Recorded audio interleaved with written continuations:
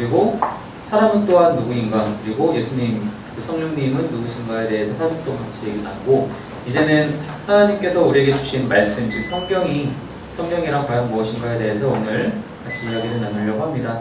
교재에 보시면 35페이지, 성경 5과 첫 페이지 큰 제목 밑에 단락 함께 읽어보도록 하겠습니다. 시작!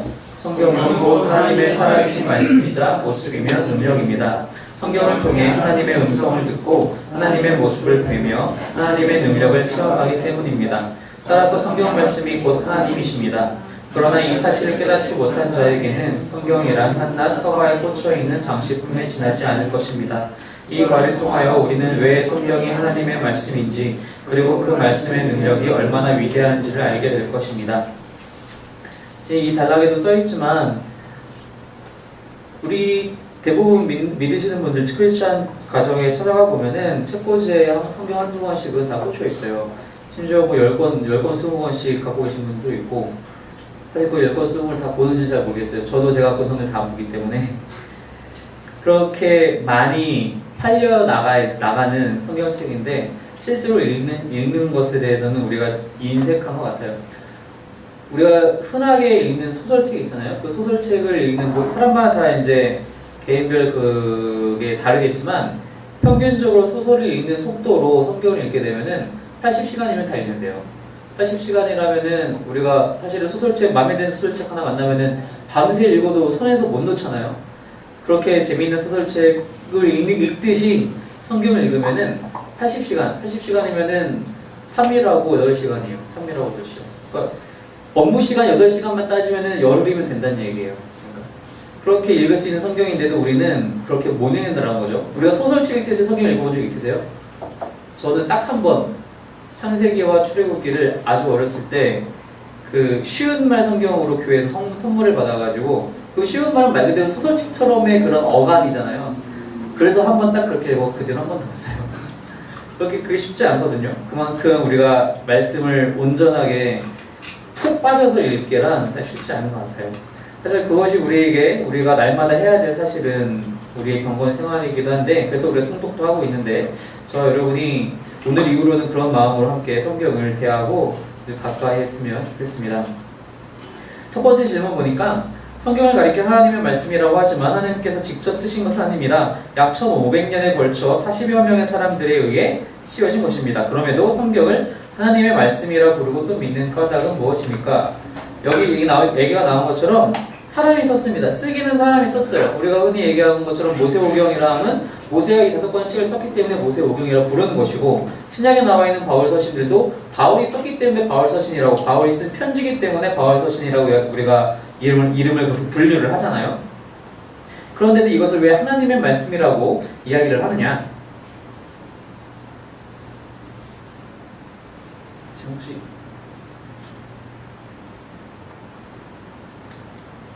안 되네. 나와 있나요? 모니터는 나와 있나요? 해보세요. 안 돼요? 되죠. 예. 베드로서 1장 20절과 21절 말씀 함께 보겠습니다. 시작. 먼저 할 것은 성경의 모든 예언은 사사로이 필 것이 아니니, 예언은 언제든지 사람의 뜻으로 낸 것이 아니요 오직 성령의 감동하심을 받은 사람들이 하나님께 받아 말하는 것임이라. 21절 후반부에 나와 있는 것처럼 오직 성령의 감동하심을 받은 사람들이 하나님께 받아 말하는 것임이라. 사람이 썼지만 사람이 자기 마음대로 쓴 것이 아니라 성령의 감동하심을 받은 사람들이 하나님께 받아서 그것을 썼다라고 지금 사도 베드로가 이야기를 하고 있습니다. 그래서 우리가 성경을 쓴 사람에 대해서 묘사를 할 때 아마 설교 시간에 이런 표현 많이 들어보셨을 거예요. 성경 기자, 시편 기자, 혹은 뭐 마태복음 기자, 이런 표현을 많이 들어보셨을 거예요. 왜 저자가 아니라 기자라고 얘기하느냐? 저자는 말 그대로 자기 생각을 쓴 사람을 저자라고 얘기하지만, 기자는 그렇지 않죠. 신문 기자는 자기 생각을, 자기 오피니언을 넣을 수가 없어요. 그거는 사설에 넣어야죠. 기사는 팩트를 가지고 넣는 게 기사예요. 그걸 쓴 사람이 기자예요. 자기가 취재하고 자기가 그렇게 해서 정리해서 팩트를 넣는 게 기사고, 그런 사람을 기자라고 하죠. 성경도 마찬가지로 자기 의견을 넣었다 생각하지 않고 하나님께 받아서 그 사실을 기록했기 때문에 우리가 기자라고, 기록한 사람이라고 해서 기자라고 우리가 부르게 됩니다. 근데 어떻게 하게 되느냐? 그것이 성령의 감동하심에 따라서 그 감동하심을 받은 사람들이 쓰게 됐다라고 이렇게 베드로가 얘기를 하고 있어요. 성령의 감동하심이다. 성령의 감동하심. 감동이라는 단어 우리가 지난번에도 말씀 같이 나눴었지만 이 감동이라는 뜻에는 헬라어로 이렇게 표현할 때는 그 숨결이라는 표현을 사용을 해요. 그 단어의 의미에는, 원어적 의미에는 숨결이라는 뜻도 있어요. 즉 하나님의 숨결이 닿아서 되었다라고 얘기를 하기도 합니다. 그렇기 때문에 성령의 감동하심으로 쓰여진 것이기 때문에 읽는 사람 역시 읽게 되면 성령의 감동하심을 받게 된다는 것입니다. 우리가 좋은 소설책 읽으면 마음의 한순간의 감동의 여운은 남을 수 있어요. 아, 정말 아름다운 사랑 이야기다 라든가 와, 정말 훌륭한 사람이다, 내가 좀 배울 것들이 있구나. 하지만 거기서 끝난다라는 거예요. 성경은 거기서 끝나는 것이 아니라 읽고 성령의 감동하심, 즉 우리 지난 시간에도 성령 하나님에 대해서 같이 말씀을 나눴는데 성령의 감동하심을 통해서 우리의 전인격이 바뀌는 그런 능력이 있는 말씀이 바로 성경이라는 것입니다. 또 한 번의 말씀을 볼까요? 에베소서 4장 4, 5절 말씀입니다. 함께 읽습니다. 시작. 몸이 하나요 성령도 한 분이시니 이와 같이 너희가 부르심의 한 소망 안에서 부르심을 받았느니라. 주도 한 분이시오 믿음도 하나요 세례도 하나요. 여기서 지금 이 본문에 사실 성경에 대해서 정확하게 언급하는 것은 아니지만 이 본문을 차용한 이유는 그렇게 많은 사람들이 성경을 썼지만 그 많은 사람들이 그것도 다양한 시대에 많은 사람들이 성경을 썼지만 그 내용은 통일성을 갖고 있다는 거예요. 마치 하나님께서 주도 한 분이시오, 성령도 한 분이시오, 믿음도 하나라고 이렇게 지금 사도 바울이 얘기하는 것과 마찬가지로 성경 역시 완전한 통일성을 갖고 있다는 것입니다. 성경은 단 한 가지를 이야기를 하고 있어요. 그죠? 하나님이 우리를 어떻게 구원하시는지에 대해서, 즉 예수 그리스도에 대해서 이야기를 하고 있다는 겁니다. 사람들 이것을 다양한 관점으로 우리가 보기도 해요. 이것을 구원 사역의 포커스로 이 성경을 볼 것이냐, 혹은 하나님 나라의 회복으로 볼 것이냐, 혹은 우리를 어떻게 살기를 원하시는지에 대해서 볼 것이냐, 다양한 관점으로 볼 수 있지만 결국 한 가지를 이야기하고 있다는 거예요. 하나님이 우리를 얼마나 사랑하시는지, 어떻게 구원하시는지에 대한 이야기가 이 성경 안에 완벽하게 통일성을 가지고 있다는 것입니다. 어디를 펴도 우리가 그런 말씀들을, 그런 은혜를 받을 수 있다는 거예요. 설령 창세기의 족보 이야기를 본다 하더라도, 민수기에 사람 수 세는 것을 본다 하더라도 그것이 우리가 좀 귀찮은 부분이네라고 넘어가기도 하고, 혹은 여기는 아무런 내용이 없지 않을까라고 생각할 수 있지만 그 내용 안에, 그 문맥 안에, 맥락 안에, 그 성경 각본 안에, 그런 의미 안에서, 그 통일된 의미 안에서의 한 부분이라고 우리가 이해하게 된다는 것입니다. 또 한 군데 말씀을 함께 봅시다. 마가복음 13장 말씀입니다. 시작. 깨어있으라, 내가 너희에게 하는 이 말은 모든 사람에게 하는 말이니라 하시니라. 그 또한 이 성경은 모든 사람에게 하는 말이기 때문에 우리가 하나님의 말씀이고 또 믿어야 된다는 것입니다. 몇몇 사람들에게만 주어진 말이 아니라는 거예요. 유대인들에게만, 이스라엘에게만 주어진 것이 아니라, 이 말은 지금 마가복음에서 예수님께서 하시는 말씀이잖아요. 모든 사람에게 하는 말이라, 말 그대로 모든 사람들에게 주어진 하나님의 말씀이라고 예수님이 직접 그렇게 묘사하고 설명하고 계시고 있다는 것이죠. 이런 하나님의 말씀에 대해서, 이 성경에 대해서 우리가 왜 이것이 필요했을까? 불교도 불경이 있잖아요. 불경은 정말 엄청난 양이죠. 팔만대장, 저는 불경을 단 한 번도 읽어본 적이 없기 때문에 공부의 의미, 목적으로서도 읽어본 적이 없으니까요. 팔만대장경은 말 그대로 8만장이면 엄청난 양일 거예요. 그걸 반복해서 쓰지 않았다면. 근데 그것만 불경이 아니라 불경은 더 많은 것들 있잖아요. 힌두교에도 나름의 경전이 있을 것이고, 그 다음에 이슬람에도 코란이 있고, 다양한 모든 종교, 심지어 이단들에도 경전들이 있어요. 통일교에도 통일교만 보는 그 책이 있어요. 제목은 지금 생각이 안 나는데, 그런 것들이 다 사람들이 만든 이유가 있다는 말이에요. 그런 사람들은 다 자기들의 목적을 가지고 그런 경전들을 다 만들었겠죠. 그럼 당연히 성경도 하나님께서 직접 만드신 것인, 직접 주신 것인데 목적이 없을 리가 없다는 거예요. 이 사람들조차도 목적을 갖고 책을 만드는데 하나님이 우리에게 이 성경을 주신 이유가 무엇이냐, 목적이 무엇이냐.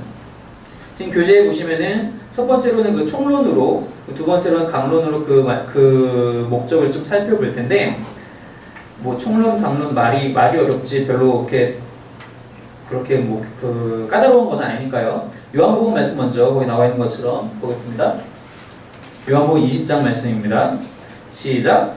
예수께서 제자들 앞에서 이 책에 기록되지 아니한 다른 표적도 많이 행하셨으나 오직 이것을 기록함은 너희로 예수께서 하나님의 아들 그리스도이심을 믿게 하려 하며 또 너희로 믿고 그 이름을 힘입어 생명을 얻게 하려 함이니라.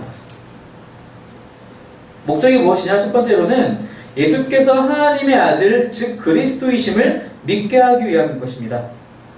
이 성경을 읽음으로 말미암아 예수님은 하나님의 아들이시구나라고 우리가 고백하게 된다는 그게 성경의 목적이라는 거예요. 그래서 우리가 이 성경을 읽게 되면 그런 고백이 우리의 입술에서 우리의 마음에서 나와야 된다는 것이죠. 그냥 성경을 읽고 참 재밌네.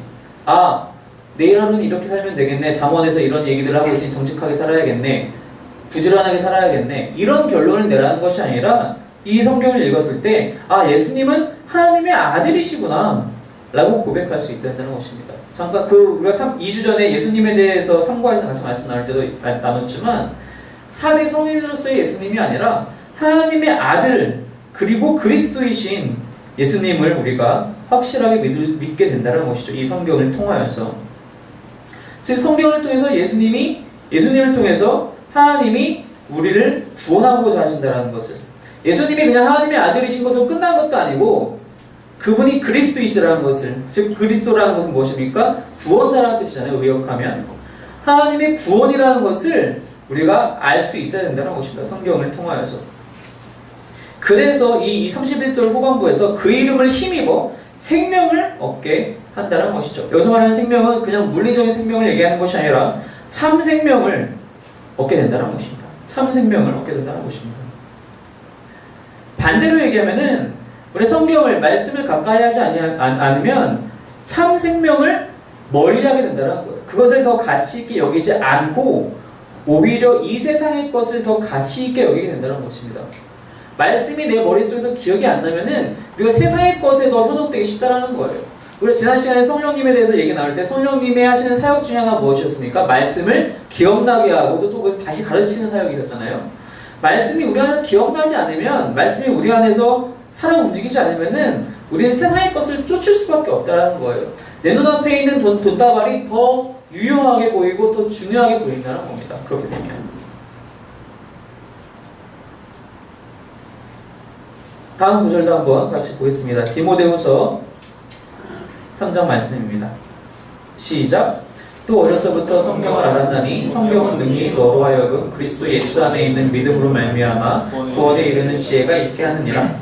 모든 성경은 하나님의 감동으로 된 것으로 교훈과 책망과 바르게 함과 의로 교육하기에 유익하니 이는 하나님의 사람으로 온전하게 하며 모든 선한 일을 행할 능력을 갖추게 하려 함이라. 15절 말씀해 보니까 성경 안에는 그리스도 예수로 말미암은 그 믿음으로 말미암아 구원에 이르는 지혜가 있다 라고 지금 사도 바울이 이제 디모데에게 가르치고 있는 거예요. 구원에 이르는 지혜가 있다. 이 성경 안에는 그 구원에 이르는 지혜란 무엇이냐? 그것을 이제 16절에서 뭐라고 얘기하냐면 4가지로 얘기하죠. 교훈이고 책망이고 바르게 함, 그리고 의로 교육하기 유익한 것들, 이런 것들이 바로 구원에 이르는 지혜다. 근데 이 구원에 이르는 지혜로 인해서 어떻게 되느냐? 하나님의 사람으로 온전하게 된다. 즉 사람이 온전한 사람이 되는 것이 구원에 이르는 지혜라고 사도 바울이 지금 설명을 하고 있다는 거예요. 그것이 성경 안에 있고 그것이 바로 성경을 주신 목적이라고 말씀하고 있다는 것입니다. 이것을 마찬가지로 반대로 얘기하면 말씀을 떠나서는 사람은 불완전하게 된다는 거, 불온전하게 된다는 거예요. 성경 안에 사람을 온전하게 하는, 하나님의 사람을 온전하게 하는 그 모든 그 선한 일을 행할 능력을 갖추게 하는 것들이 성경 안에 있는데 그 성경을 멀리하면은 사람은 불완전할 수밖에 없다는 것입니다. 그 온전한 인간이라는 것은 뭘 얘기를 하느냐? 우리가 뭐 흔히 얘기하는 것처럼 남자라면 키 180 이상에 뭐 연봉 얼마 이상이어야 되고 그게 온전한 인간입니까? 그게 아니에요. 온전한 인간은 온전한 인격과 온전한 심령을 가진 사람을 우리가 온전한 인간이라고 한다는 것입니다. 그것이 성경에서 얘기하는 온전한 인간이에요.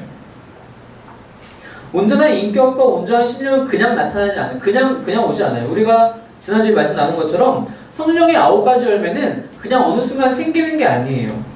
우리가 말씀에 순종하며 끊임없이 우리가 훈련받고 양육받으며 하나님 앞에서 겸손함으로 순종으로 살아갈 때 비로소 그 성령의 열매가 차근차근 드러나게 되는 거거든요. 그런 사람이 바로 온전한 인격을 갖게 되는 것이고, 역시 온전한 심령, 하나님 앞에 순종함으로, 겸손함께 순종함으로 온전한 심령을 갖게 된다는 것입니다. 그래서 그런 사람들은 이 17절 마지막과 같이 모든 선한 일을 행할 능력을 갖추게 된대요. 즉 행함까지도, 인격과 심령뿐만이 아니라 그래서 행함까지도 온전케 된다는 것입니다.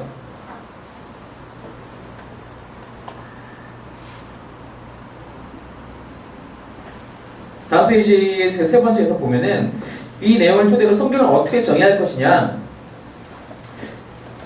제 정의는 아니고 이재철 목사님이 이렇게 정의를 하셨는데 제가 읽어드릴게요. 예수 그리스도 안에서 영원한 생명을 누리게 하며, 예수 그리스도 안에서 영원한 생명을 누리게 하며 온전한 사람으로 온전한 삶을 살게 하는 구원의 말씀. 예수 그리스도 안에서 영원한 생명을 누리게 하며 온전한 사람으로 온전한 삶을 살게 하는 구원의 말씀. 이것이 바로 성경이란 것입니다. 지금 우리가 얘기한 것과 같이 성경 안에는 구원을 위한 것이, 참 생명을 얻게 하기 위한 것이, 온전한 사람이 되기 위한 것이 들어있다는 거예요. 그러면 그 외의 것을 우리가 성경에서 찾을 수 있느냐?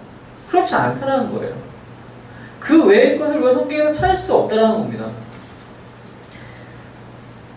요즘도 그런지 모르겠어요. 10년, 20년, 30년 항상 청년부나 청소년부에서 얘기 나오는 것은 담배 피면 돼요, 안 돼요?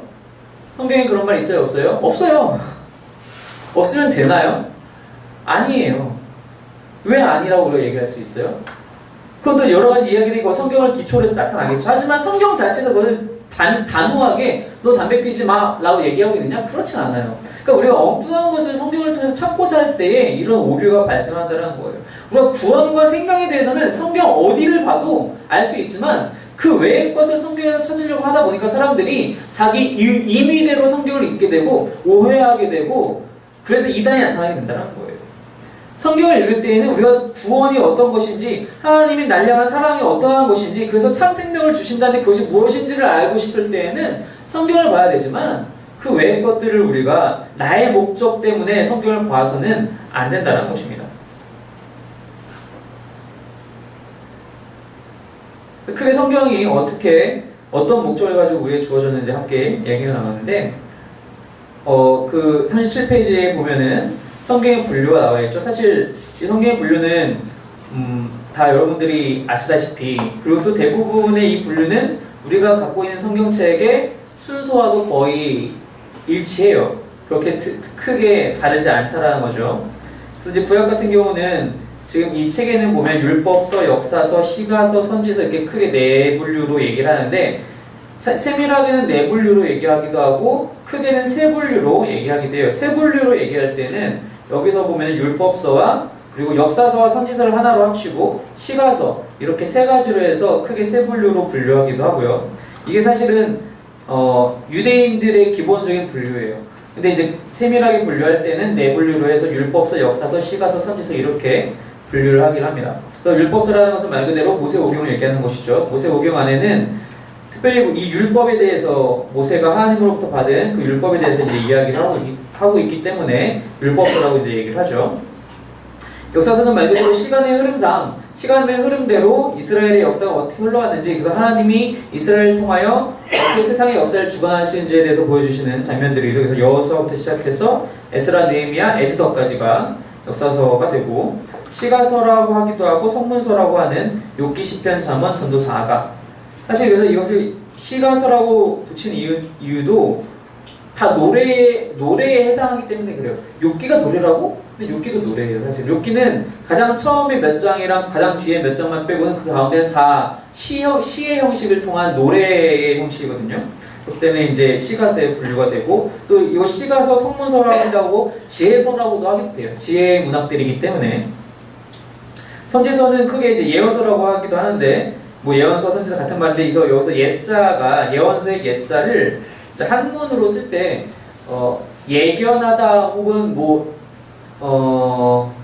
예비하다 라고의 그런 예자라고는 예전에 썼었는데 요즘은 다르게 쓰기도 한다고 해요. 요즘은 그 예자를 맡길 예자를 쓰기도 한다고 하더라고요. 예금할 때 예자. 그래서 이제 예언의 은사에 대해서 얘기할 때 우리가 성령님에 대해서 잠깐 얘기할 때도 언급을 한 것 같은데, 앞날을 보는 것을 예언자라고 하는 것이 아니라 하나님께로부터 말씀을 받은 자들을 우리가 예언자라고 하잖아요. 이제 그런 뜻이죠. 여기서 그 예자를 사용하는 것도. 대선지서, 소선지서로 구별하는 이유는 누가 더 위대하고 위대하지 않고의 그런 구별이 아니라 말 그대로 이 선지서의 분량이 많냐 적으냐에 대한 아주 그냥 심플한 분류인 거예요. 그래서 다니엘이 요엘보다 더 위대하다라고는 할 수 없어요. 그냥 다니엘의 분량이 더 많다는 뜻이니까요. 선지서가 이렇게 있고요. 그래서 여러분들이 나중에 성경을 읽을 때 예를 들어서 선지서를 읽는데 너무 좀 이해가 안 간다 싶을 때에는 그 선지서에 해당하는 역사서의 부분을 같이 읽으면 좀 더 좋아요. 왜냐면 그때 당시 이스라엘 왕이 누구였는지, 유대 왕국 왕이 누구였는지를 봐서 그 주변 상황이 어땠는지 함께 보면은 좀 더 좋죠. 그런데 그것을 제가 이제 여기서는 다 일일이 누구 왕이다라고는 언급하진 않겠지만 나중에 기회 되면은 또 같이 나누는 시간 있을 테고요. 신약은 총 이제 27권으로 해서 복음서, 역사서, 서신서, 예언서 이렇게 총 4가지로 구별합니다. 복음서는 말 그대로 마태복음, 마가복음, 누가복음, 요한복음 이 4권인데 이 특별히 앞에 3권은 공관복음이라고 하죠. 공관복음. 그래서 공통된 관점으로 복음서가 저술되었기 때문에 기술되었기 때문에 공관복음이라고 하고요. 요한복음은 그 관점이 다르기 때문에 제4복음서라고 따로 지칭을 하기도 합니다. 역사서는 사도행전 1권밖에 없고요. 사도 바울의 이야기가 후반부에 나오고 전반부에는 이제 베드로를 비롯해서 예루살렘 교회 이야기가 나오게 되죠. 역사서가 1권이 있고요. 서신서는 크게 2가지로 바울 서신과 공동 서신으로 구별이 됩니다. 바울 서신 같은 경우는 수신처의 지역명이 이름으로 되죠. 로마에 보낸 편지가 로마서고 갈라디아에 보낸 편지가 갈라디아서고 그렇게 되는 거고요. 공동서신은 발신인의 이름이 그 성경의 제목으로 들어가죠. 야고보가 썼기 때문에 야고보서고 베드로가 썼기 때문에 베드로전서 후서가 되는 것이죠. 즉 이 분류에서는 바울 서신 제일 마지막에 히브리서가 들어가 있는데 히브리서의 저자는 우리가 명확하게 누구다라고 사실은 얘기할 수 없어요. 편의상 여기서는 바울 서신으로 넣긴 했는데 바울인지 아닌지는 알 수 없습니다. 그리고 이제 예언서는 요한계시록 1권이 있죠. 다 합해서 이제 66권이 되는 것입니다. 66권이면서 한 권이면서 66권이죠. 마치 한 분이면서 세 분이시고 세 분이면서 한 분이신 하나님과도 마찬가지로 성경도 마찬가지로 한 권이면서 66권이기도 합니다. 같은 내용을 다 담고 있다는 거죠. 이 성경들이 우리가 정경이라고 얘기하는 그 성경들이에요.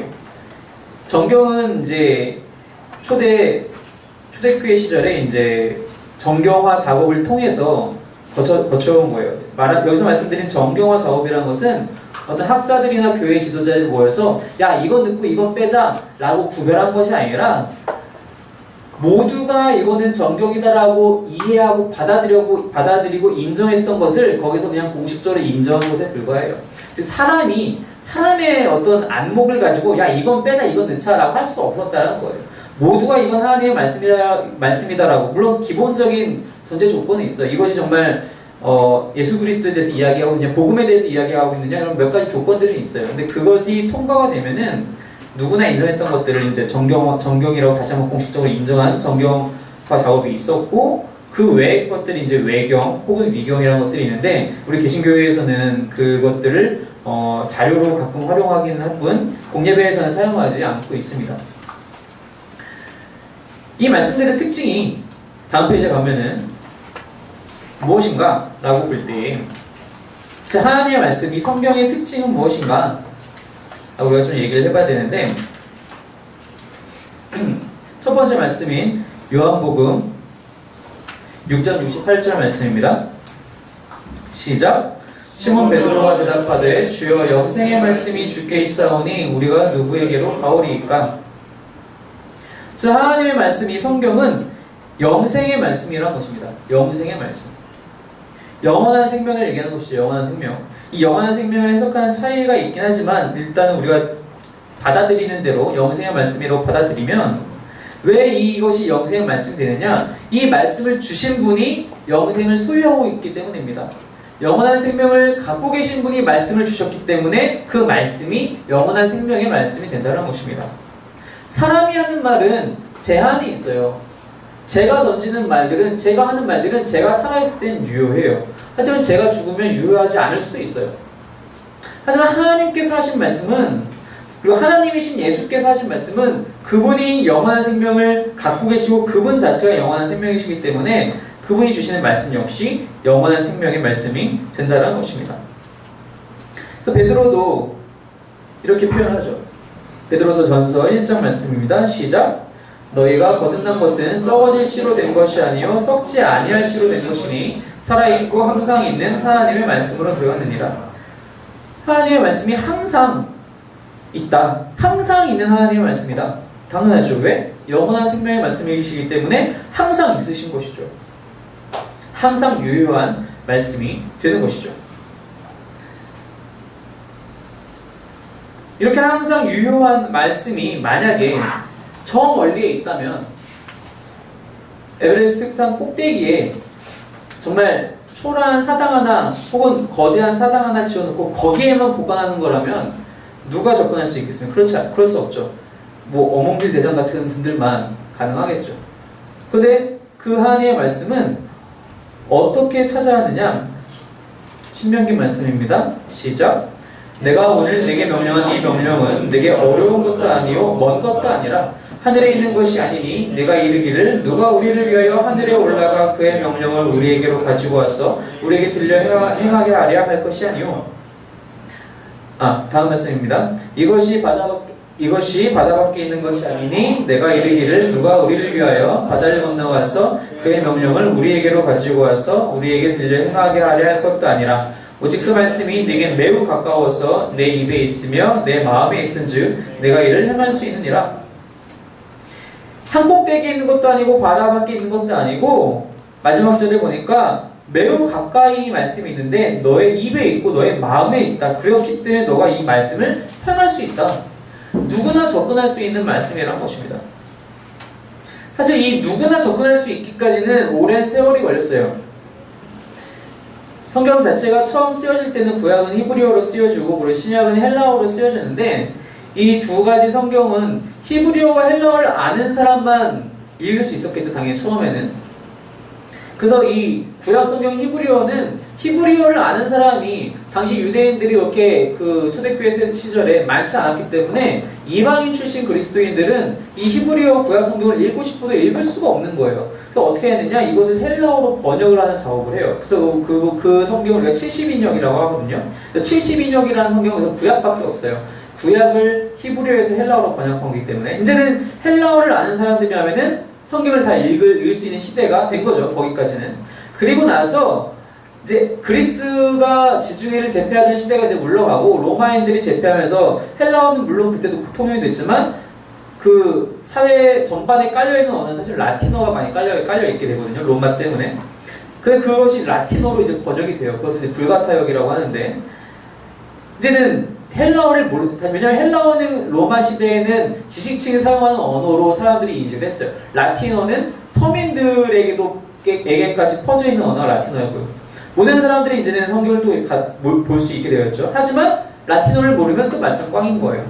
그래서 중세 시대에는 사제들만 성경을 볼 수 있었어요. 왜냐면은 사제들은 라틴어를 공부를 하거든요. 자기들이 신학 공부를 하면서 라틴을 같이 공부하기 때문에 성경을 함께 읽을 수 있지만 아무것도 모르는 농민들, 그런 사람들은, 평민들은 라틴어를 모르고 그냥 자기들이 쓰는 그 지역 언어밖에 모르기 때문에 또 성경을 가까이 할 수 없는 거예요. 그냥 예배당 가면은 앞에서 신부님이 어디 읽었더니 이런 말씀이다 얘기하면 그런가 보다 하는 거죠.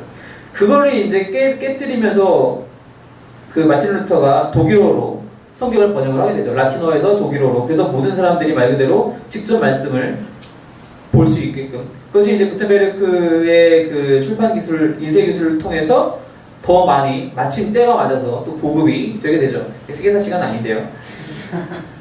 그렇게 된 번역이 이제 독일어부터 시작해서 영어, 각국의 이제 많은 선교사들이 나가면서 중국어, 일본어, 한국어.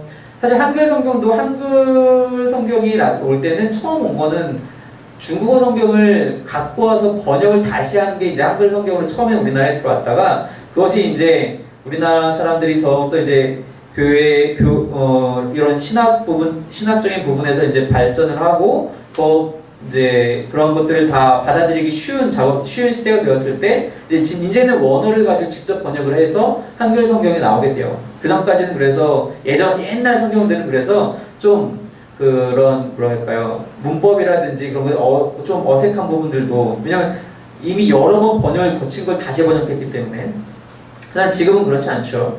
그래서 이제는 누구나 말 그대로 누구나 접근할 수 있게 되었다는 거예요. 저기 어디 알지 못한 나라의 언어로 된 성경들도 있어요.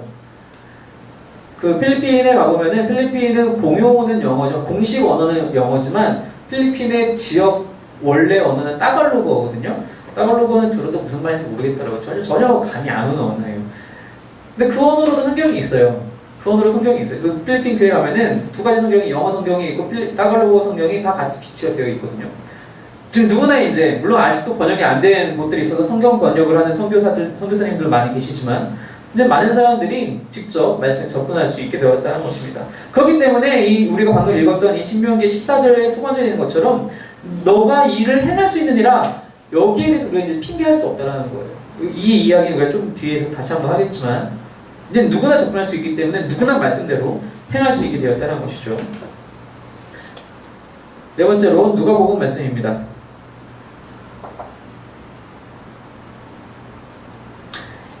함께 읽습니다. 시작. 마리아가 천사에게 말하되 나는 남자를 알지 못하니 어찌 이 일이 있으리이까? 천사가 대답하여 이르되 성령이 내게 임하시고 지극히 높으신 이의 능력이 너를 덮으시리니 이러므로 나실 바 거룩한 이는 하나님의 아들이라 일컬어지리라. 보라 내 친족 엘리사벳도 늙어서 아들을 배웠느니라. 원래 임신하지 못한다고 알려준 이가 이미 6달이 되었나니 대저 하나님의 모든 말씀은 능하지 못하심이 없느니라. 누구나 접근할 수 있다는 것은 말 그대로 그 말씀이 하나님의 말씀이 이 땅까지 우리의 수준까지 내려왔다는 것을 의미하는 거거든요.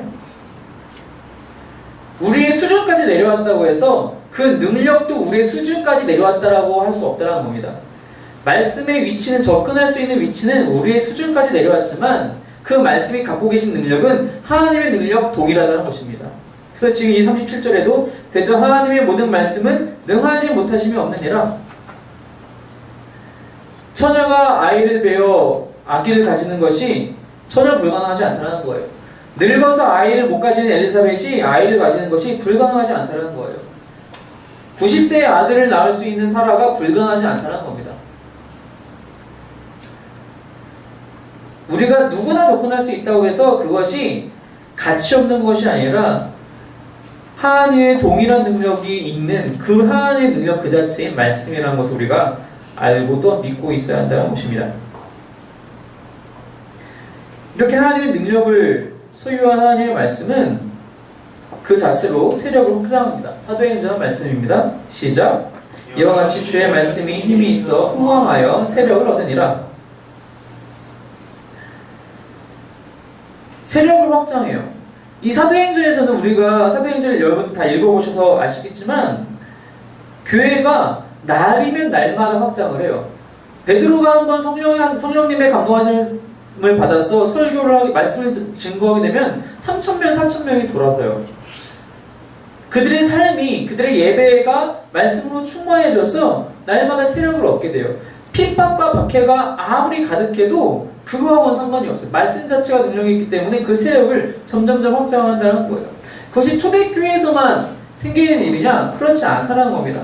지금도 그것은 가능하고 일어나고 있다는 거예요.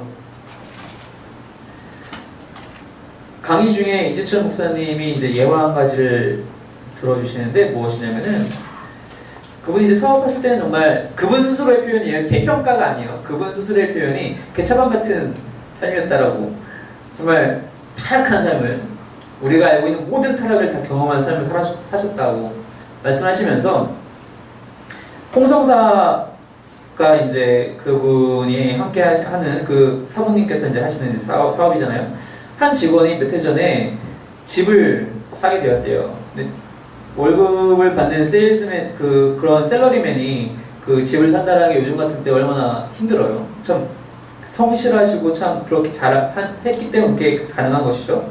근데 그 직원분이 이 목사님한테 목사님 덕분입니다 라고 이렇게 얘기를 했대요. 그래서 자기는 땡전 한 푼 보태준 것도 없는데 왜 그렇게 이야기를 하나, 무슨 말씀이신가 그랬더니, 그분은 홍성사에 처음 입사할 때 정말 이재철 목사님이 그런 타락한 삶을 살 때 입사를 하신 거예요. 한참 그렇게 쑥뚝에 빠져 사실 때를 그때 이제 입사하셔서 계속 보아오니까 어느 한순간 이 사람이 확 바뀌더니 하나님 앞에 성실한, 겸손한, 정말 신실한 사람으로 바뀌더라는 거예요. 그러면서 그분의 삶이 확 바뀌어가는 거를 눈으로 직접 본 거예요. 나도 그렇게 살면 안 되겠구나.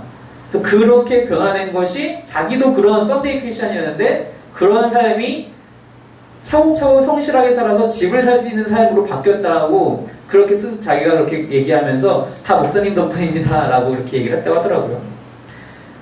말씀으로 사는 사람들은 자기만 변화시키는 것이 아니라 자기 주변 사람들에게도 그 영향을 줄 수 있다는 겁니다. 그리고 줘야 한다는 거죠. 주지 않는다는 것은 그 말씀대로 살지 않는다는 거예요. 말씀대로 사는 사람들은 영향력이 생길 수밖에 없다는 것입니다. 사무엘한 말씀 6번째로 한 번 더 봅시다. 시작. 주 여호와여, 오직 주는 하나님이시며 주의 말씀들이 참되시니이다.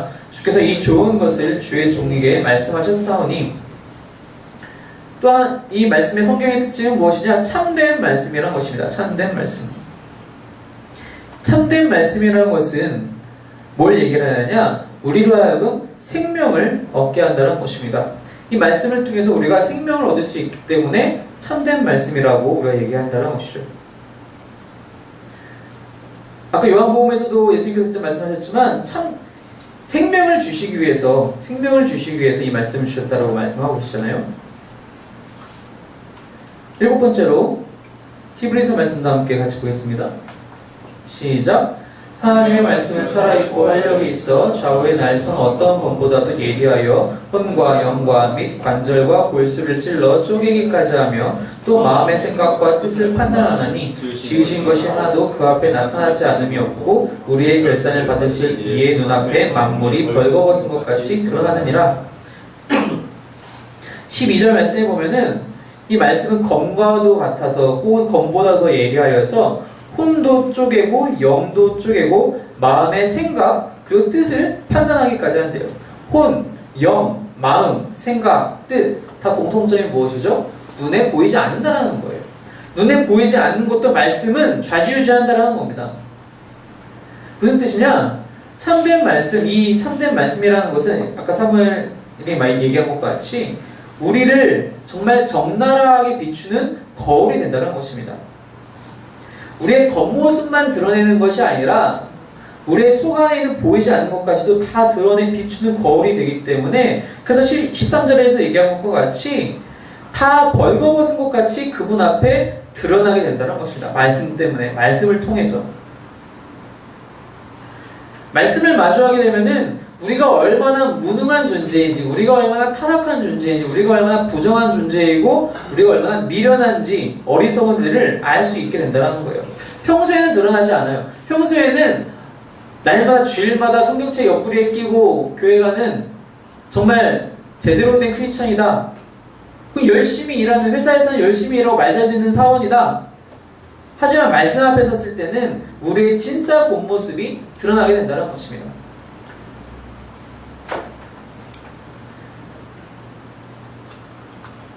그래서 요한복음에도 이렇게 예수님이 말씀을 하십니다. 함께 읽습니다. 시작. 나를 저버리고 내 말을 받지 아니하는 자를 심판할 이가 있으니 곧 내가 한 그 말이 마지막 날에 그를 심판하리라. 우리의 모든 것을 드러내시기 때문에 우리를 심판하실 때에도 그 말씀을 기준으로 해서 심판하신다는 거예요. 즉 말씀이 하나님의 심판의 기준이 된다는 것입니다. 무섭죠? 우리가 말씀대로 살았나 안 살았나를 일일이 세보려고 해도 사실은 할 수가 있나요? 기억 안 나는 게 더 많을 텐데. 그런데 그 말씀을 가지고 우리를 심판하신대요. 믿지 않는 자에게 심판은 정말 두려운 것이고, 믿는 자에게 심판은 세마심이에요. 어떻게 우리가 상 받을 것에 대해서 세마심도 있지만 또 우리가 잘못한 것에 대해서도 분명히 우리는 꾸짖음을 당하게 될 거예요. 그런데 그것이 다 기준이 말씀이라는 거예요. 때문에 우리가 이 말씀을 얼마나 가까이 하고 이 말씀에 비추어 우리 삶을 돌아봐야 하는지에 대해서는 더 말할 필요가 없다는 것입니다. 5번 질문 보면 요한복음 1장 1절 3절 14절 그리고 요한일서 1장 1, 2절 요한계시록 19장 13절에 의하면 말씀이 인간의 육신을 입고 오셨는데 그분이 곧 예수님이십니다.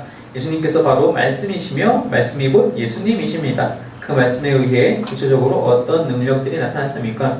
이 요한복음 1장의 말씀은 우리가 지지난주 예수님에 대해서 나눌 때 한번 읽어본 말씀이고 또 뒤에도 한 번 더 나올 텐데 요한일서 말씀 한번 찾아보겠습니다. 읽겠습니다. 시작. 태초부터 있는 생명의 말씀에 관하여는 우리가 들은 바요 눈으로 본 바요 자세히 보고 우리의 손으로 만진 바라 이 생명이 나타내신 바 된지라 이 영원한 생명을 우리가 보았고 증언하여 너희에게 전하노니 이는 아버지와 함께 계시다가 우리에게 나타내신 바 된 이시니라. 사도 요한이 편지를 쓰면서 말씀에 대해서 얘기하는데 그 말씀은 사실 우리가 본 적이 있다. 누구냐 바로 예수님이다라고 설명하고 있는 것이죠. 똑같이 요한이 계시록에서도 이렇게 얘기를 합니다. 시작. 또 그가 피 뿌린 옷을 입었는데 그 이름은 하나님의 말씀이라 칭하더라.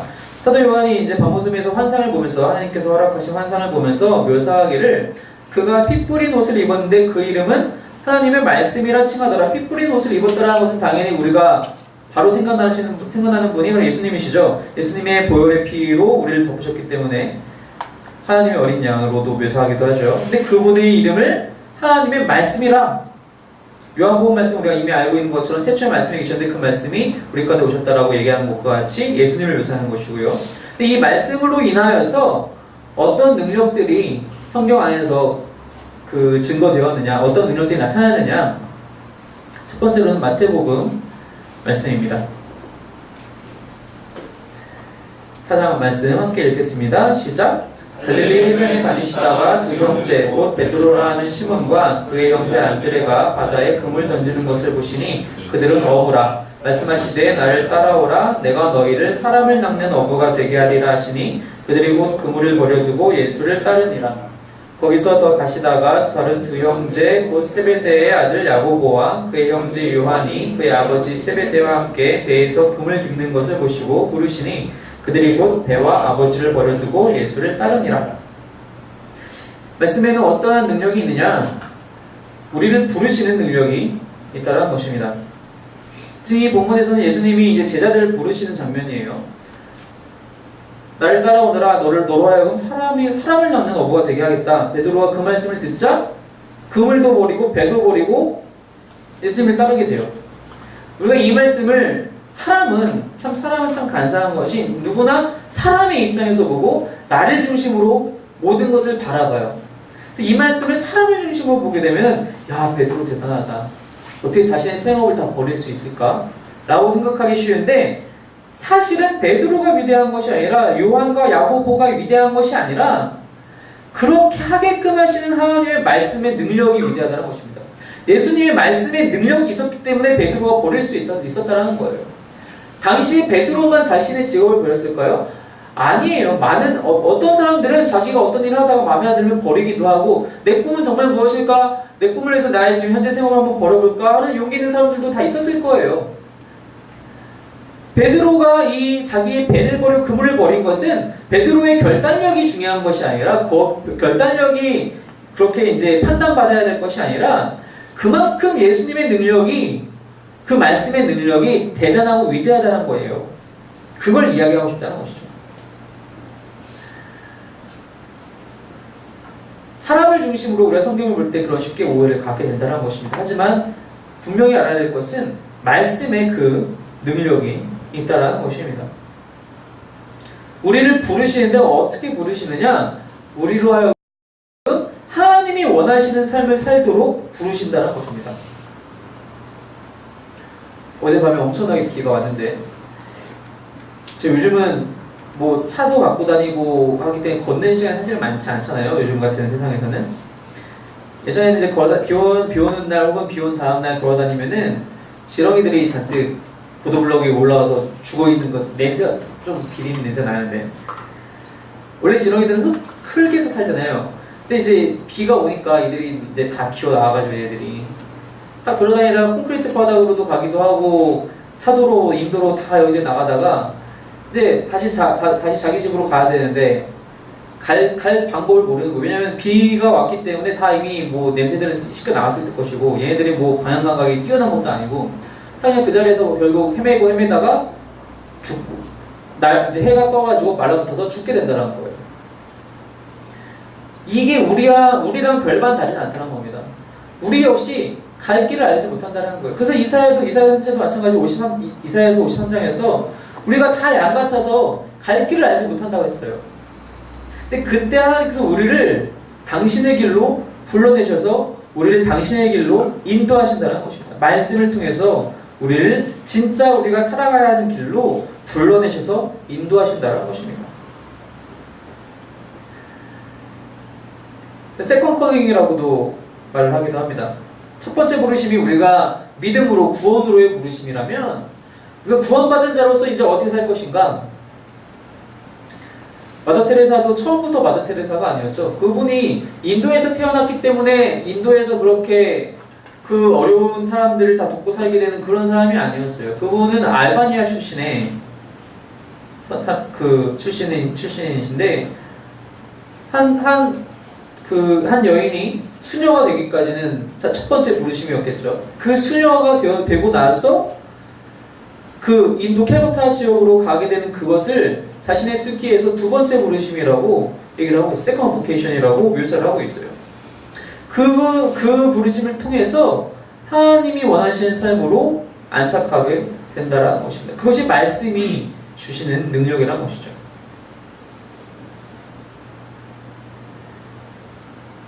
마가복음 말씀입니다. 시작. 한 나병 환자가 예수께 와서 꿇어 엎드려 간구하여 이르되 원하시면 저를 깨끗하게 하실 수 있나이다. 예수께서 불쌍히 여기사 손을 내밀어 그에게 대시며 이르시되 내가 원하노니 깨끗함을 받으라 하시니 곧 나병이 그 사람에게서 떠나가고 깨끗하여진지라. 우리가 이제 지난주에 성령 하나님에 대해서 말씀 나누면서 성령님의 사역 중에 그 치유하시는 사역에 대해서 말씀 나누면서 다음 과에서 다시 보겠다고 말씀드렸는데, 말씀에도 역시 치유하는 능력이 있다라는 거예요. 치유의 능력이. 예수님이 말씀으로 내가 원하노니 깨끗함을 받으라 그랬더니 나병이 나았어요. 나병은 지금도 낫지 않는 혹은 낫기 힘든 병이잖아요. 근데 나았어요. 기도하면 병 고침을 받을 때가 있어요. 그것이 내가 나를 위해서 기도할 때도 있고, 내가 남을 위해서 혹은 남이 나를 위해서 기도할 때 가끔 이렇게 일어나게 돼요. 신유의 은사라고 하기도 하죠. 그러니까 이 능력, 이 한 가지 드러나는 능력에만 집중하게 되면은 곁길로 빠지기 상당히 쉬워요. 말씀의 신유의 치유의 능력이 있다는 것을 절대로 저는 부정하지 않아요. 이건 당연한 것이고 지금도 일어나는 일이라고 저는 믿어요. 하지만 그와 마찬가지로 하나님께서 우리에게 주시는 은혜는 또한 무엇이냐면은 우리에게 주신 지식과 의술의 은혜도 마찬가지로 하나님께서 주신 은혜라는 거예요. 내가 열심히 기도했어요. 내가 병 낫기를 위해서 열심히 기도했는데 형이 낫지 않아. 그럼 우리는 어떻게 생각해요? 오해하면 내 기도를 듣지 않으시는구나. 혹은 하나님은 능력이 없으시구나 라고 오해해요. 그렇지 않다라는 거예요. 내가 그래서 기도해서 낫지 않으면 병원 가면 돼요. 물론 요즘 같은 때는 병원 가기 좀 힘든데 병원 가면 돼요. 의술의 힘을 받을 수 있어요. 그것이 하나님의 은혜가 아니다라고 우리는 말할 수 없다라는 거예요.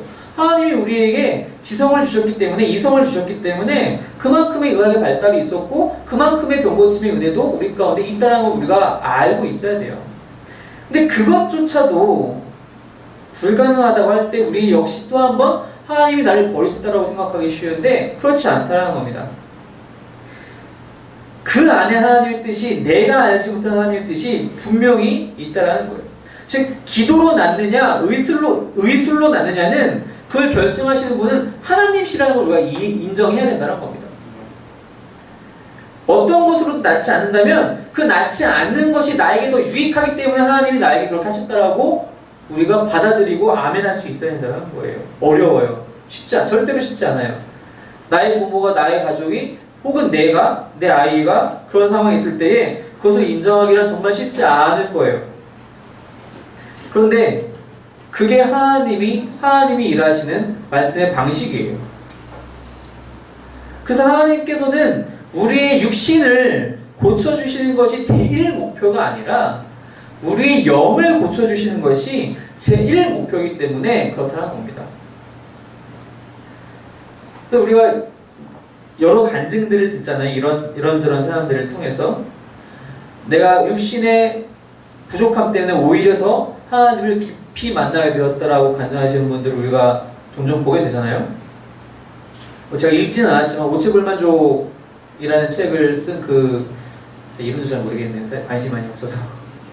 네, 니크 이치치인가? 그분의 책을 제가 읽지는 않았지만 아마 비슷한 내용일 거라고 생각을 해요.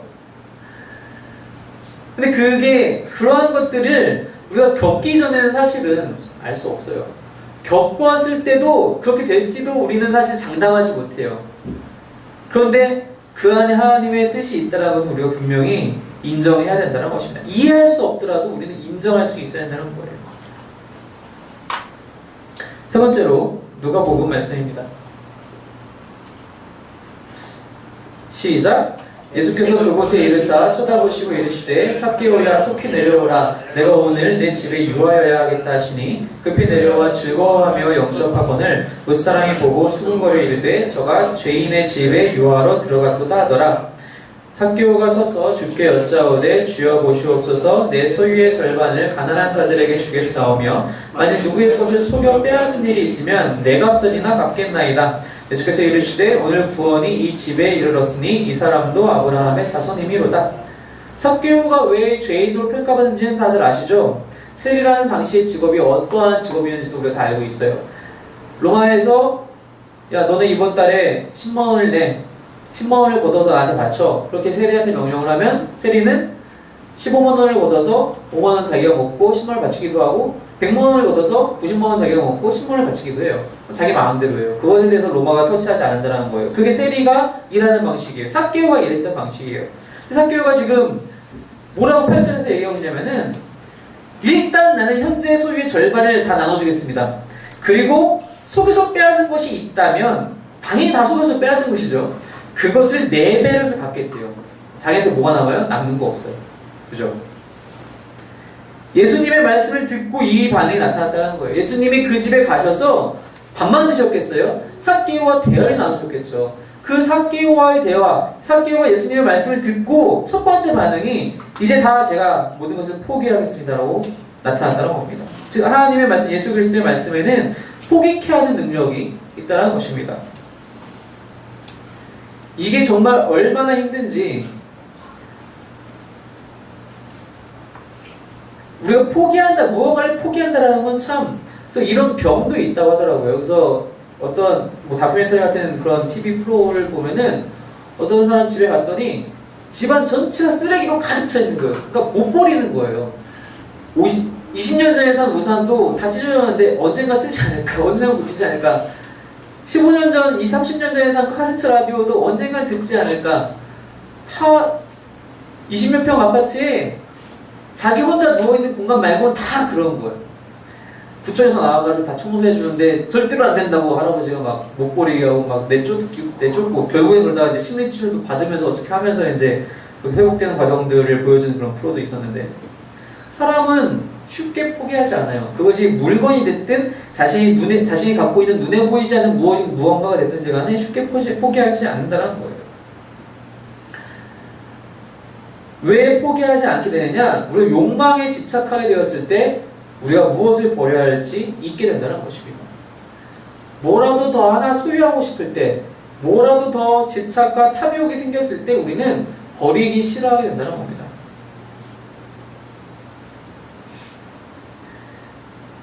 그 소를 도축을 하면 가장 맛있는 부위가 있다면서요? 정말 요만큼 나오는 부위가 있다면서요? 다른 거 다 버리고 그것만 엄청난 값을 지불해서 사는 사람들도 있다고 하더라고요. 그게 가치가 갖게 되는 것은 다른 것들 다 버리고 그것만 갖고 왔기 때문에 가치가 있는 것이잖아요. 버릴 줄 아는 사람.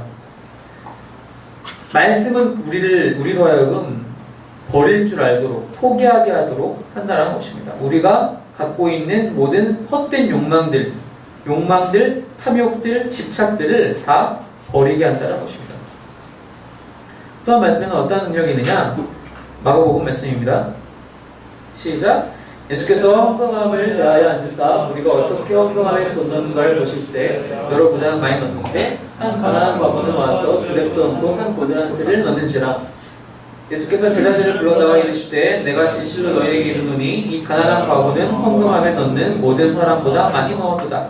그들은 다 그 풍족한 중에서 넣었거니와 이 과부는 그 가난한 중에서 자기의 모든 소유 곧 생활비 전부를 넣었느니라 하시니라. 이 상황은 어떤 상황인지 다들 잘 아시죠? 성전에 들어가면 연보궤가 있는데 그 연보궤에는 당시에는 당연히 지폐라는 게 없잖아요. 당연히 다 동전, 주화로 이제 헌금을 넣을 텐데 그 동전들이 잘 들어가기 쉽게 그 입구가 이렇게 나팔 모양처럼 되었다고 하더라고요. 나팔 모양처럼 딱 되어 있으면 동전을 이렇게 딱 던지면, 물론 헌금을 왜 던진지 이해가 안 가지만 던지면 땡그랑 하면서 소리가 들어가겠죠. 부자들은 금화를 뭐 1개, 2개, 10개씩 폼나게 던질 수 있을 텐데 이 과부는 조용히 가서 두 랩돈 넣었어요. 당시에 로마 제국 내에서 통용되는 주화, 동전 중에 가장 단위가 작은 동전이에요. 우리로 치면 2원 넣은 거예요, 2원. 근데 그게 그 여인의 생활비 전부라고 준 예수님께서 그것을 다 넣었다라고, 그 과부가 가장 많이 넣었다라고 말씀하고 계시죠. 말씀에는 무슨 능력이 있느냐? 격려하시는 능력이 있다는 겁니다. 무슨 뜻이냐? 예수님은 지금 이 과부를 격려하고 계세요. 엄청난 양의 헌금을 한 사람들을 잘했다라고 격려하시는 것이 아니라 정말 하나님 앞에 조심히 나아가서 자기의 모든 것을 드리는 이 과부를 예수님께서 말씀으로 격려하신다는 것입니다. 하나님의 격려를 받는 사람들은 그 자체로 즐거워요. 다른 사람들이 알아주지 않아도 나는 하나님의 격려를 받게 되면은 즐거워요. 내가 어떤 힘든 일을 하더라도 그냥 기쁜 마음으로 감당하는 거예요. 어느 순간 남이 알아주기 시작하잖아요. 나도 모르게 의식해요. 아, 지난번에 내가 아무도 모르게 교회 청소하고 있었는데 박 집사님 와셔서 봤네. 오늘 또 내가 청소하면 그 시간에 청소하면 또 오셔서 또 수고 많으시네 이렇게 얘기해 줄까? 사람들은 난 안 그래 라고 생각할 수 있어도 무의식적으로 누구나 다 그런 마음이 생길 수밖에 없다는 거예요. 즉 결국 이것이 그렇게 발달하게 되면 세상을 향한 자기과시가 된다는 것입니다. 처음에 순수한 마음으로 하나님만 바라보면서 했던 그 섬김과 봉사는 온데간데 없이 사라지고 누가 나를 봐주지 않을까라는, 사실 이거는 요즘 어떤 식으로 쉽게 표현되냐면은 우리 교회에는 그런 게 없지만 어떤 교회에 가면은 피아노 뒤에 이렇게 써 있어요. 누구 권사님 뭐 헌물 뭐 이렇게 써 있거나 뭐 교회 벽에 이제 건축 헌금 내신 분들 이름이 새겨 기도 하고, 이거는 비단 교회만 그런 건 아니죠. 신학교에도 가면은 뭐 신학교에 새로 건물 지으면은 누구 기념관 뭐 이런 거라든지 많이 있어요. 그게 다 싸잡아서 잘못됐다라고 얘기하기는 어려워요. 하지만 우리가 진짜로 바라야 할 것은 남들이 알아주기를 바라는 것이 아니라 하나님으로부터의 경륜, 하나님이 인정하시는 것을 우리가 먼저 구해야 된다는 것입니다. 근데 그것을 말씀이 우리 가운데 해주신다는 것입니다. 다섯 번째로 마태복음 말씀입니다. 시작. 마귀가 또 그를 데리고 지극히 높은 산으로 가서 천하 만국과 그 영광을 보여 이르되 만일 내게 엎드려 경배하면 이 모든 것을 내게 주리라. 이에 예수께서 말씀하시되 사탄아 물러가라. 기록되었으되 주 너희 하나님께 경배하고 다만 그를 섬기라 하였느니라. 이에 마귀는 예수를 떠나고 천사들이 나와서 수종드니라. 말씀에 또 어떠한 능력이 있느냐? 사탄을 물리치는 능력이 있습니다. 예수님께서 광야에 들어가셔서 세 가지 시험을 받게 되죠. 마귀로 하여금, 사단으로 하여금. 그 중에 한 가지가 지금 우리가 읽은 이 본문인데, 그 세 번 다 말씀으로 그것을 물리치세요. 그 유혹도, 그리고 그 사탄 그 자체도 말씀으로 물리치세요. 성경은 분명히 하나님을 위한, 하나님의 말씀이고, 하나님을 우리가 만날 수 있는 말씀인데, 왜 귀신의 이야기가, 사탄의 이야기가 이렇게 자주 등장하느냐? 그 이유는 두 가지입니다. 한 가지는 무엇이냐면은, 읽는 자들로 하여금 사탄이나 귀신이 어떤 추상적인 개념이 아니라 영적인 실체로 존재한다는 걸 알게 하기 위함이에요. 그냥 우리가 막연히 생각하는 어떤 개념, 1 더하기 1은 2다라는 그런 개념이 아니라 실제로 존재하는 영적인 실체인 것을 우리로 하여금 알게끔 한다는 거예요. 이 성경을 말씀을 통해서. 근데 거기서 멈추는 것이 아니라 이런 이야기가 나오는 두 번째 이유는 아무리 그 실체가 크게 보이고 대단해 보여도 예수 그리스도 앞에서는 절대로 범접하지 못한다는 것을 보여주기 위해서 그런 이야기를 성경이 담고 있다는 것입니다. 예수님이 말씀으로 한 번에 물리치시잖아요. 사탄아 물러가라. 기록되었을 때 주 너의 하나님께 경배하고 다만 그를 섬기라 하였느니라. 그랬더니 마귀는 예수를 떠나고 바로, 그리고 예수님의 공생의 그 사역 기간에도 마찬가지로 귀신 들린 자가 다 나올 때마다 예수님께서 말씀으로 다 쫓아내시죠.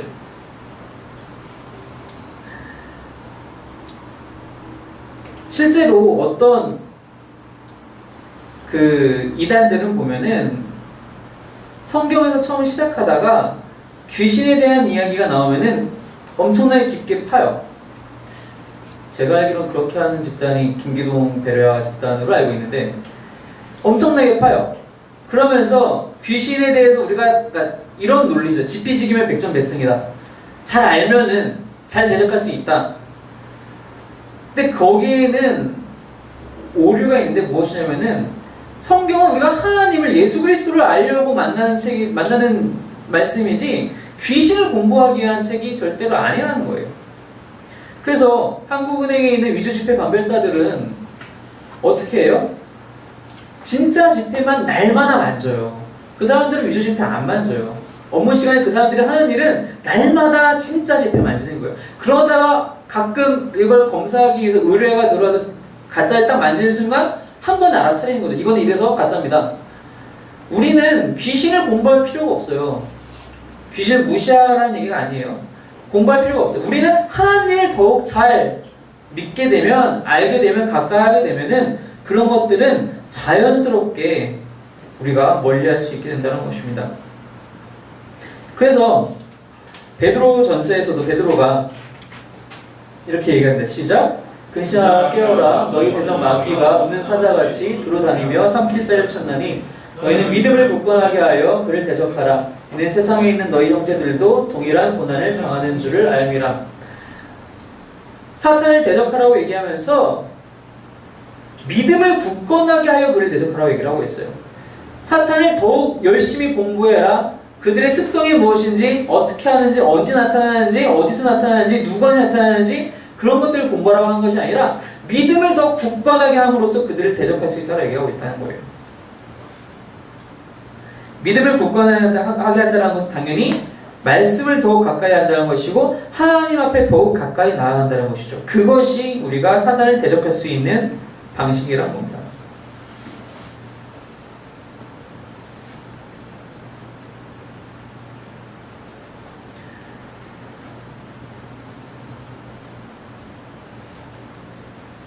여섯 번째로 요한복음 말씀입니다. 시작. 태초에 말씀이 계시니라. 이 말씀이 하나님과 함께 계셨으니 이 말씀은 곧 하나님이시니라. 그가 태초에 하나님과 함께 계셨고 만물이 그로 말미암아 지은 바 되었으니 지은 것이 하나도 그가 없이는 된 것이 없느니라. 마지막으로 말씀에는 어떠한 능력이 있느냐? 바로 창조의 능력이 있다는 것입니다.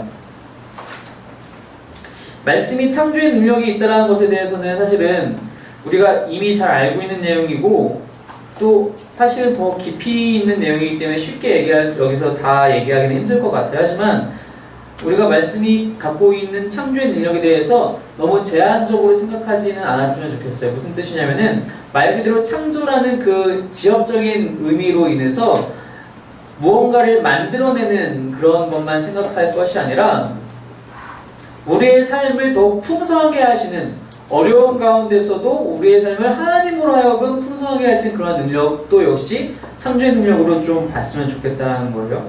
이런 이 이야기에 대해서 나중에 또 한번 같이 다룰 수 있었으면 좋겠고요.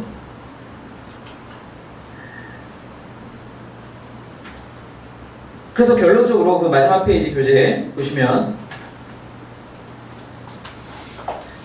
이렇게 능력 그 자체이신 하나님의 말씀, 즉 성경을 곁에 두고서도 그 능력을 삶으로 체험하지 못한다면 그 이유는 무엇이라고 생각됩니까?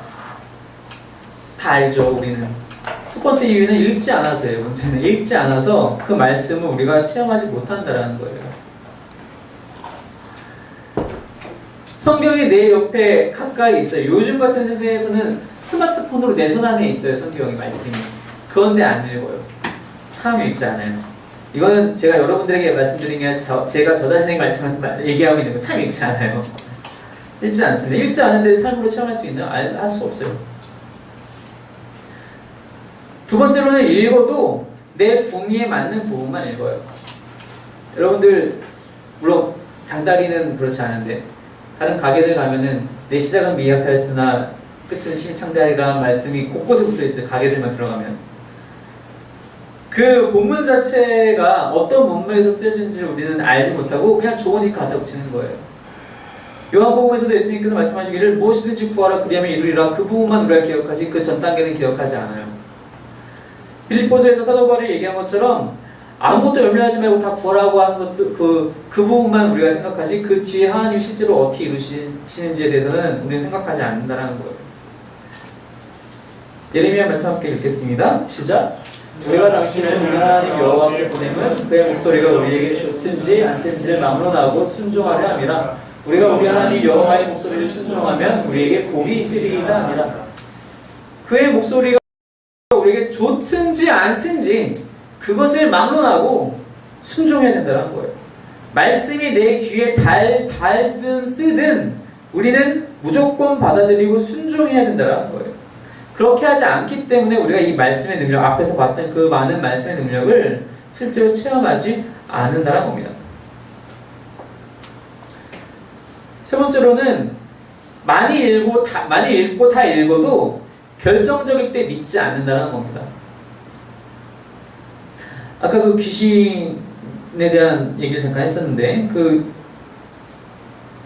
이재철 목사님이 교회 학교 교사로 이제 봉사를 하실 때 아이들과 함께 수련회를 성경학교를 외부에서 하게 됐는데 이제 밤에 이제 같이 기도회 시간을 갖는데 한참 기도하는데 한 학생이 픽 쓰러져서 귀신이 들린 거예요. 교사들이 다 들러붙어가지고 다 기도하고 그래서 그 친구가 이제 정신을 차리니까 옆에 있는 학생이 또 픽 쓰러지고 또 가서 또 기도하고 하니까 또 정신 차리는데 또 뒤에가 또 픽 쓰러지고 세 명이 그렇게 연달아서 넘어지니까 어쨌든 그 상황은 잘 그렇게 해서 수습을 했는데 그날 밤에 학생들이고 교사이고 간에 화장실을 아무도 못 가더래요. 그게 무서워서. 귀신 체험을, 귀신 들린 것을 봤다는 것에 대한 그것 때문에 무서워서 가지 못한다는 거예요. 그 사람들은 뭘 믿자는 겁니까? 자신들이 직접 그렇게 기도해서 귀신을 내쫓아내도 불구하고 예수님의 말씀에, 성경 말씀에 그 기도의 능력이, 기도의 그 능력이 있다는 것을 믿지 않는 거예요. 당장은 급하니까 어떻게 했는데 실제 자신의 삶에서는 믿고 있지 않다는 겁니다. 우리가 말씀을 잘 읽지만 결정적으로 이렇게 중요한 어떤 판단의 시기, 선택의 시기가 찾아오실 때, 혹은 어떤 위기가 찾아왔을 때에 정작 그 말씀을 믿지 않아서 그 능력이 드러나지 못할 때가 많이 있다는 것입니다. 마지막으로는 그것을 다 해도 행하지 않으면은 그 능력이 삶으로 체험되지 않는다는 것입니다. 말씀대로 행하지 않으면 머릿속에 그냥 갇혀있는 지식과 다를 바 없다는 거예요. 성경에서는 분명히 과부와 고아들에게 잘하라고, 잘 대접하라고 얘기하고 있지만 내 삶이 그렇게 하고 있지 못하다면은 그거는 다 말짱 꽝인 거죠. 우리나라의 위정자들 가운데 믿는 사람들이 상당히 많이 계실 거예요. 뭐 비율만 따져봐도 많이 계시겠죠, 당연히. 심지어 이번에는 청문회 올라가신 분도 전도사님이시라면서 심지어. 근데 그분의 삶이 그랬는지 안 그랬는지 제가 여기서 판단할 수는 없지만 만약 그랬다면 이만큼 욕을 먹지 않겠죠. 행하지 않을 때 그 말씀은 능력을 갖지 못한다는 것입니다. 우리의 삶의 가장 작은 부분에서라도 그것을 행하지 않으면 절대로 우리는 말씀의 능력을 체험할 수 없다는 것입니다. 이 마지막 질문과 같이, 그래서 앞으로 이 말씀의 능력을 체험하기 위해 어떻게 하기로 결단하십니까? 나중에 돌아가셔서 이제 이 부분에 대해서 정말로 진지하게 우리가 고민을 해봤으면 좋겠습니다.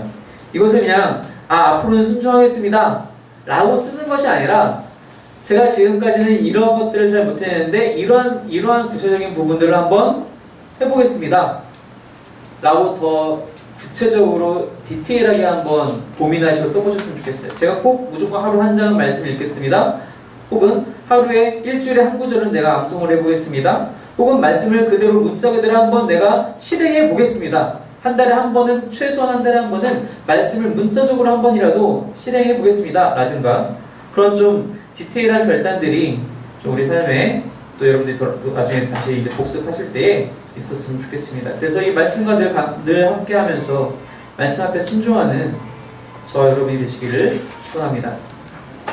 함께 찬양